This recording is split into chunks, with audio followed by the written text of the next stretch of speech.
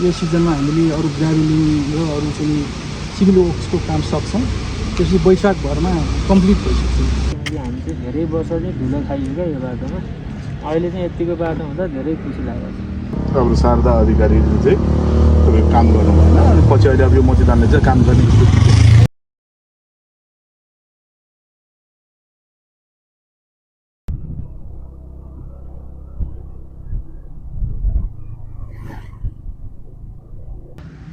नमस्कार, सञ्चार प्रवाह मिडिया हेरेर बस्नुभएका सम्पूर्ण दर्शक श्रोताहरूमा म सुनिता लामा आज पनि नयाँ ठाउँमा उपस्थित भइसकेकी छु र आजको ठाउँ भने नुवाकोटको पनि जाने बाटोमा म आइसकेकी छु।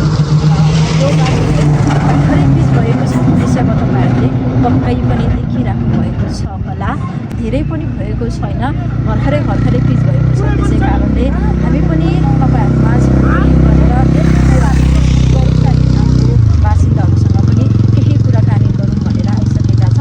भिडियोको अन्तिमसम्म हेर्नुहोला। तपाईँहरूलाई के कस्तो लाग्छ प्रतिक्रिया पनि दिन नबिर्सिनुहोला। नुवाकोट र ककनी छुट्टिने ठाउँमा आइसकेकी छु र बाटो बनाउने ठाउँमा छौँ हामी। दाइ नमस्कार।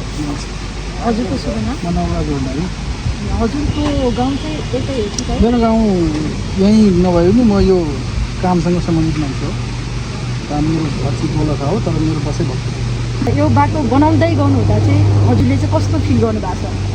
त्यो बाटो बनाउने जिम्मेवारी जुन बेलादेखि निर्माण व्यवसायले प्राप्त गरेका छन् त्यो बेलादेखि यो स्थानीय लेभलको मान्छेहरूको मनमा अक्षर खुसीले चाहिँ अर्कै रूप दिएको छ। र अहिले पछिल्लो समयमा हामीले ब्ल्याक टप समेत गरिसक्यौँ। यो साढे 2 किलोमिटर भन्दै त्यो बेलासम्म नै यहाँका जनताहरू, यहाँको स्थानीयहरू सबैजना खुसी छन्, हर्षित छन् र उहाँहरूको माया पाएर हामी सम्पन्न गर्न सफल भइरहेको छ। अनि दाइ यो बाटो चाहिँ कहाँसम्म चाहिँ बन्छ दाइ? यो चाहिँ अब यहाँबाट हामीले 03 डिप्लो, त्यसपछि त्यहाँबाट एकैचोटि ककनी हुँदै रानीको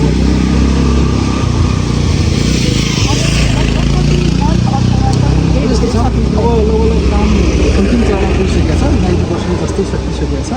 यसमा ब्ल्याक टपको काम हामीले चाहिँ सुरु गरिसकेका छौँ। अब त्यसको चाहिँ यो सिजनमा ब्ल्याक टप सकिँदैन। यो सिजनमा हामीले अरू ग्राभलिङ र अरू चाहिँ सिभिल वर्क्सको काम सक्छौँ। त्यसपछि वैशाखभरमा कम्प्लिट भइसक्छ। ब्ल्याक टपको कामै पुरा हुन्छ। हस्, थ्याङ्क यू सो मच।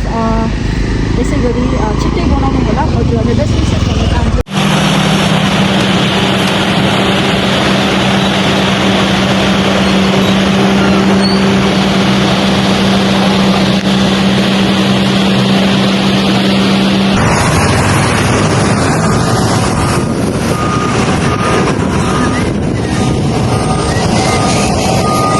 नमस्कार। नमस्कार। हजुरको शुभ नाम? मेरो नाम निशान खुयाल। हजुरको घर चाहिँ कता हो? मेरो घर यहाँबाट 2 किलोमिटर माथि 5 माने। अनि बाटो कति दिन भयो पिच भएको हजुरलाई थाहा छ? यो बाटो पिच भएको 3-4 दिन भयो। अनि हजुरले कस्तो फिल भएको छ? अहिले कुन ठाउँदेखि आइपुग्नु भयो हजुर? म अहिले माछा पोखरीबाट। कस्तो फिल भइरहेको छ बाटो भन्दाखेरि हजुरलाई? बाटो पिच भएछ त धेरै रमाइलो र राम्रो फिल भइरहेछ, किनकि यो बाटो चाहिँ हाम्रो 13 वर्षपछि पिच भएको हो क्या। त्यहाँसम्म चाहिँ भएको थियो, अनि अहिले यहाँबाट चाहिँ 13 वर्षपछि अस्ति पिच भएको पुरा भएको हो।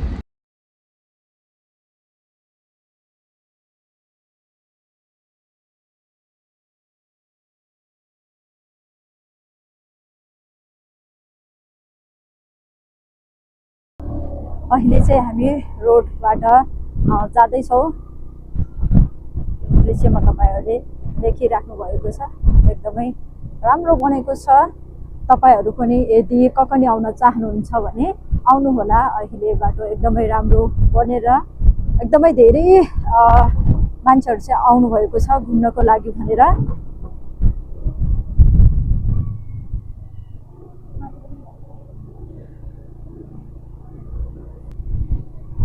यता चाहिँ तोरीबारी पनि रहेछ, एकदमै राम्रो। वाउ, खतरा छ।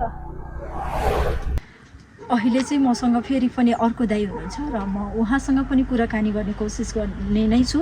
र हजुरको शुभ नाम? हजुर यहीँ बस्नुहुन्छ? हजुर, म यहाँको स्थानीय छु। हजुरको घर यहीँ भन्नु भइसक्यो? मेरो व्यवसाय छ, तपाईँको यो होटल व्यवसाय। लगभग 10-12 वर्ष नै भयो। तपाईँको पहिले त पिजे हो यो बाटो, पछि चाहिँ तपाईँको अब यो अब शारदा अधिकारीले चाहिँ तपाईँको काम गर्नु भएन, अनि पछि अहिले अब यो मजिदानले चाहिँ काम गर्ने स्थिति काम उहाँहरूको स्थिति राम्रो छ, काम अब त्यो भए नि खुसी भइहाल्छ नि। तपाईँको अब 10-12 वर्षपछि पिच देख्न पाएपछि पछि चाहिँ यसै अटोमेटिक हुने भइहाल्यो नि। हजुर दाइ एकदमै खुसी फिल गर्नु भएको छ। हजुर हजुर। व्यवसाय गर्नुभएको रहेछ, अब धेरैजना त ककनी घुम्नको लागि पनि आउनुहुन्छ, धेरैजनाले पक्कै पनि हेर्नुहुन्छ, उहाँहरूले के भन्न चाहनुहुन्छ? हजुर आउनुहोस्, ककनी घुम्न आउनुहोस्, अब बाटो बन्दैछ, तपाईँको अब टुरिज्म एरिया पनि हो अनि काठमाडौँबाट अलिकति सर्ट टुर पनि भएको हुनाले चाहिँ रमणीय वातावरण, अब तपाईँको घुम्न आउनलाई सजिलो फास्ट छिटो ठाउँ छ, आउनुहोस् एकचोटि घुम्नलाई। हजुर त्यहाँ हजुरको होटलको नाम? मेरो छहारी होटल।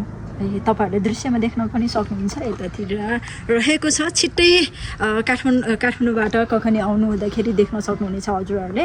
र यदि इफ हजुरहरू आउनुभयो भने उहाँ दाइकोमा पसेर खाना खानु होला भन्न चाहन्छु। हस् दाइ, थ्याङ्क यू सो मच। अहिले भने फेरि पनि मसँग अर्को दाइ पनि हुनुहुन्छ, यहाँकै बासिन्दा हुनुहुन्छ जस्तो लाग्छ मलाई।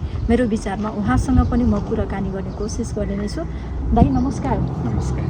हजुरको शुभ नाम? मेरो नाम रामराजा घिम्रे, ठेगाना तारकेश्वर नगरपालिका वडा नम्बर 3। यो चाहिँ 3 पिप्ले तर 3 पिप्ले हो। यो चाहिँ अब पासाङ लामो रोडको छेउमा छ। यही हो दाइ हजुरको?